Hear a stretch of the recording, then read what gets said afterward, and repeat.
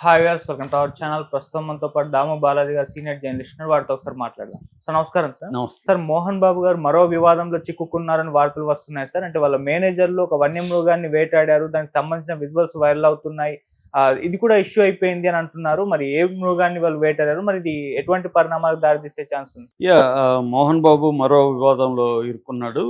వాళ్ళ మేనేజర్లు అంటే కిరణ్ మేనేజరు, ఎలక్ట్రీషియన్ దుర్గా ప్రసాద్, వీళ్ళిద్దరూ వన్యమృగాలను వేటాడిన కేసు ఇప్పుడు బయటకొచ్చింది. వాళ్ళ వీడియోలు కూడా బయటకొచ్చాయి. యాక్చువల్గా వన్యమృగం అంటే ఇక్కడ అడవి పంది, వైల్డ్ బోర్ అంటారు మామూలుగా. వైల్డ్ బోర్ని వీళ్ళు వేటాడారు. సో దాన్ని తీసుకొస్తున్న వీడియో అంతా కూడా మరి వాళ్ళే తీసుకున్నారా, ఎవరు తీసుకున్నారో అది బయటకు వచ్చింది. ఇప్పుడు దాని మీద పోలీసులు, అటవీ శాఖ సిబ్బంది కేసు పెట్టే పరిస్థితి కనిపిస్తుంది. ఎందుకంటే మన తెలంగాణలో వైల్డ్ బోర్ని వేటాడడం అనేది నేరం. మామూలుగా అయితే మనకి రకరకాల చట్టాలు ఉన్నాయి వీటికి సంబంధించి. వైల్డ్ యానిమల్స్ ప్రొటెక్షన్ వచ్చి ఇండియన్ ఫారెస్ట్ యాక్ట్ 1927 ఉంది. తర్వాత prevention of cruelty to animal act, PCA అంటారు. ఈ యాక్ట్ ప్రకారం ఈ వైల్డ్ యానిమల్స్ని కానీ, క్రూయల్టీ కానీ, దాన్ని చంపడం కానీ, ఇవన్నీ కూడా నేరం అన్నమాట. సో అట్లాగే బిఎన్ఎస్ సెక్షన్ 325 ప్రకారం యానిమల్ని కిల్ చేస్తే, వైల్డ్ యానిమల్స్ని 5 ఏళ్ళ వరకు జైలు శిక్ష, ఫైన్ ఉంటుంది. అట్లాగే సెక్షన్ 62 ప్రకారం ఏదైనా పెయిన్ కలిగిస్తే, ఆ వైల్డ్ యానిమల్ బాధ కలిగించే విధంగా ప్రవర్తిస్తే కూడా వాళ్ళకు కూడా పనిష్మెంట్ ఉంటుంది. అట్లాగే సెక్సువల్ హరాస్మెంట్, యానిమల్స్ మీద సెక్సువల్ హరాస్మెంట్, లైంగికంగా వాటిని ఏమన్నా వేధిస్తే సెక్షన్ 377 బిఎన్ఎస్, భారతీయ న్యాయ సంహిత ప్రకారం 10 ఏళ్ళ వరకు కూడా జైలు శిక్ష పడే అవకాశం ఉంది. మామూలుగా ఈ వైల్డ్ బోర్ విషయానికి సంబంధించి కొన్ని స్టేట్స్లో రైతులకి దీన్ని అలౌ చేస్తారు. ముఖ్యంగా తమిళనాడులో, ఫర్ ఎగ్జాంపుల్ తమిళనాడు, కేరళ ఇలాంటి రాష్ట్రాల్లో రిజర్వ్ ఫారెస్ట్ అంటారు. రిజర్వ్ ఫారెస్ట్ దగ్గరలో విలేజెస్ ఉంటాయి. విలేజెస్ ఉన్నప్పుడు ఆ పంట పొలాల్లో ఈ ముఖ్యంగా అడవి పందులు, లేకపోతే ఏనుగులు ఇలాంటి జంతువులు వెళ్ళి ఆ పంటల్ని నాశనం చేసేటప్పుడు రైతులు వాటిని చంపితేమో రైతుల మీద కేసులు అవుతాయి. ఈ యాక్ట్ కింద, prevention of animal cruelty of animal act కింద. రెండోది బిఎన్ఎస్ యాక్ట్ కింద వాళ్ళ మీద కేసులు పెడతారు. నేను పర్సనల్గా చూశాను. పౌర హక్కుల సంఘం చిత్తూరు జిల్లాలో పనిచేసేటప్పుడు కొన్ని వందల కేసులు రైతుల మీద పెట్టారు. ఎందుకంటే కుప్పం, రామకుప్పం ఏరియాల్లో ఏనుగుల మందలు విపరీతంగా వచ్చి పంట పొలాలను నాశనం చేయడం, మనుషులను చంపడం ఇవి చేస్తుంటే వీళ్ళు ఏమన్నా చేసి ఆ ఏనుగుల్ని చంపినప్పుడు వీళ్ళ మీద కేసులు పెట్టేస్తారు. వీళ్ళని అరెస్టులు చేసి జైలుకి పెడతారు. దాదాపు 50-60 మందిని చంపే ఏనుగులు. కానీ ఏనుగులు మనుషులను చంపితేమో ఏమీ లేదు. కానీ మనుషులు ఏనుగును చంపినా, లేకపోతే అటవీ మృగాలను చంపినా ఇబ్బంది వస్తుంది. అందుకని తమిళనాడు ప్రభుత్వం రీసెంట్గానే ఈ రిజర్వ్ ఫారెస్ట్కి 5 కిలోమీటర్ల వరకు ఈ వైల్డ్ బోర్స్ని చంపడం నేరం కాదు, కల్లింగ్ అంటారు దాన్ని, CULLING, culling of wild boars నేరం కాదని ప్రత్యేక జీవో ఇష్యూ చేసింది రైతులకు. అంటే ఇంకా 1 కిలోమీటర్ 2 కిలోమీటర్ల దూరంలో చంపకూడదు, కానీ 5 కిలోమీటర్ల దూరంలో చంపచ్చు అని జోన్ 1, జోన్ 2, జోన్ 3గా డివైడ్ చేసి, రిజర్వ్ ఫారెస్ట్ దగ్గరలో ఉంటే చంపకూడదు, కానీ కొద్దిగా దూరం అంటే 5 కిలోమీటర్స్ దూరంలో ఉంటే చంపచ్చు, ఎందుకంటే రైతులకు నష్టం జరుగుతుంది అనేది ఇచ్చింది.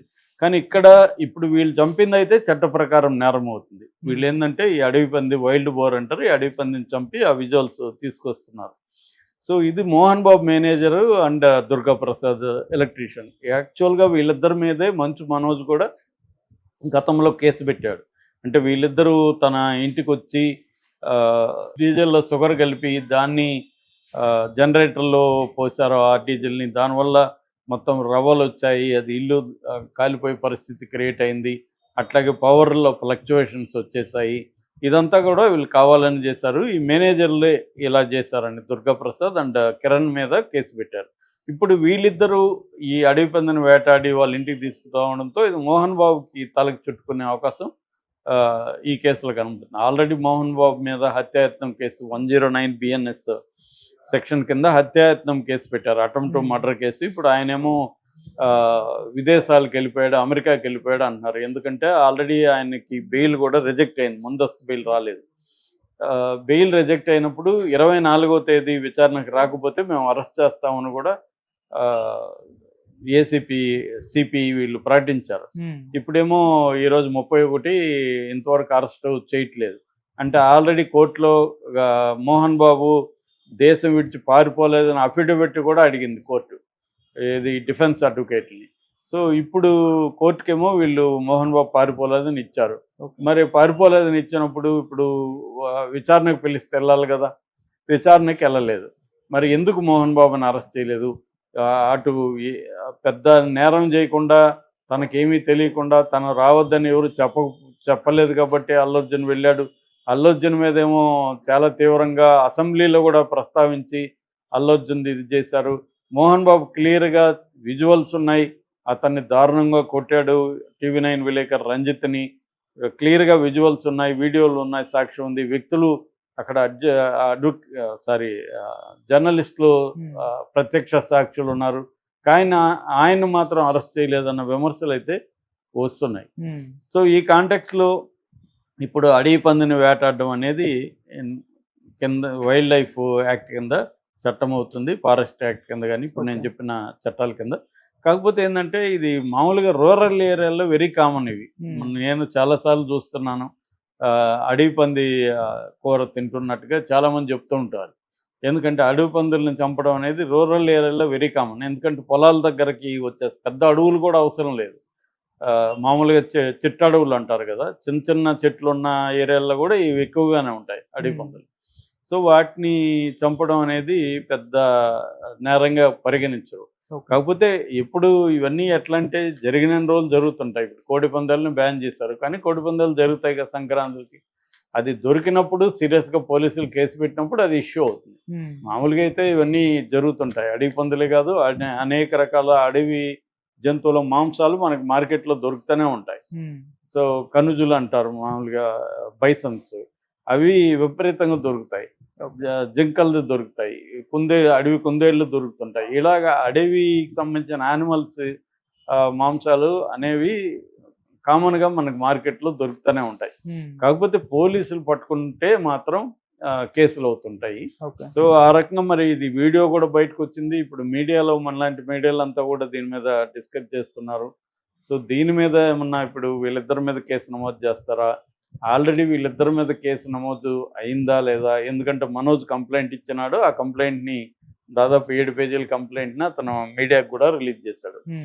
సో ఓవరాల్గా మోహన్ బాబు ఫ్యామిలీ మీద, మోహన్ బాబు మీద అనేక విమర్శలు గతంలో ఉంటే కూడా ఇప్పటివరకు ఆయన మీద ఎటువంటి చర్యలు తీసుకోవడం పట్ల కూడా విమర్శలు వస్తున్నాయి. అంటే మోహన్ బాబు ఏమైనా మేనేజ్ చేసుకున్నాడా? ఎందుకంటే ఆయనకు మోడీ స్థాయిలో పరిచయాలు ఉన్నాయి. ఆయన బ్యాక్ డోర్లో మేనేజ్ చేసుకుని ఉండొచ్చు, అందుకని ఆయన అరెస్ట్ను వదిలేశారు. లేదంటే 24 ఆయన్ని విచారణకు పిలిచి ఇప్పటి వరకు ఆయన విచారణకు రాకపోతే కోర్టు ముందస్తు బెయిల్ రిజెక్ట్ చేసినా కూడా ఆయన ఎందుకు అరెస్ట్ చేయలేదు అన్న విమర్శలు అయితే ఉన్నాయి. సో ఇప్పుడు ఇటువంటి కాంటెక్స్ట్లో ఈ అడవి పంది వేటాడడం అనేది ఇంకొక పెద్ద విమర్శ. కాకపోతే ఏంటంటే గతంలో మనకి